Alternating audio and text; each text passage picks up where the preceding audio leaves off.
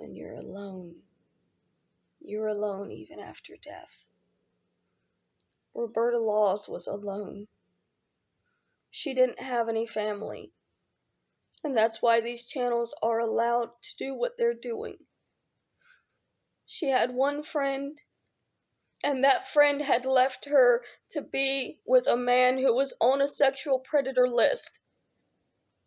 She had nobody. And they say I'm not allowed to speak up for her because I'm the one that put the man who murdered her in jail. And I should be ashamed of that. I should be ashamed that I survived to put him away. And so I'm not allowed to tell them that what they're doing is wrong. And she can't tell them because she's dead. And she has no family to tell them. And no friends. And it's the exact same situation I'll be in when I die. Because I have no family and no friends. And it's not right that people should be allowed to profit off of selling merchandise, mocking the dead, just because they don't have anybody that can stand up for them and speak for them. I don't care how much money they spent on those court transcripts. It's not going to do anything. I didn't commit the crime that they're trying to make me confess to. I didn't kill anybody. The fact that I exist at all means that I can't speak up for this woman who deserves to have somebody speak up for her. She has no voice and they're using her for profit. They're profiting off of selling merchandise, mocking her death.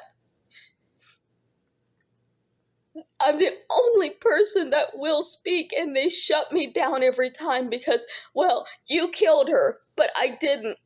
I didn't kill her. I put the man who killed her in prison. And now I'm speaking out against the people who are using her and abusing her for their own profit. It is not right.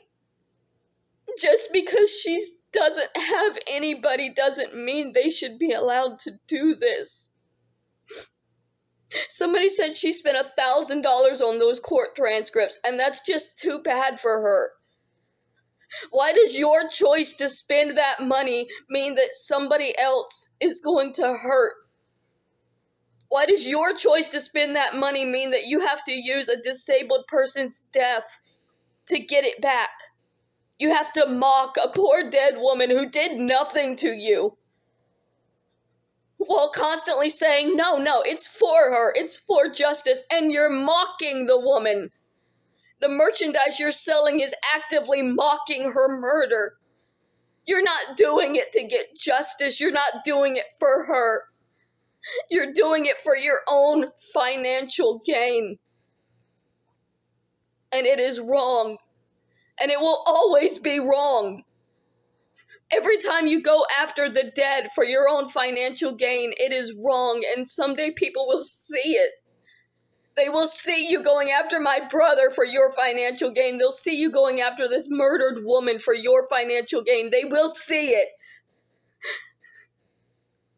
Even if I'm the only person that ever speaks about it, somebody will see what you are doing one day. It's just never going to be in time. You're always going to have so much time to profit and humiliate and hurt before anybody sees it, and it's garbage. Roberta Laws, who was murdered in 2009, had no family to speak for her. That does not mean she deserves to be used for the financial purposes of cyberbullies on YouTube. Read all the court transcripts you want, but don't say it's for justice when you're mocking the victim. Because you don't want anything but money and pain. It's not justice you're looking for. If it was, you would definitely not be mocking a dead woman who you're supposedly trying to get justice for. I am going to try to get justice for Roberta Laws for what you are doing. Somebody said that it's not illegal to make this merchandise to bring awareness, so I'm going to make my own merchandise. I'm going to make my own merchandise about not about Roberta Laws, about Original Owl and Adonis Paul and the things that these channels are allowed to do. And yes, they're still alive, so they'll be able to sue me over that merch, and I don't care. I hope they do.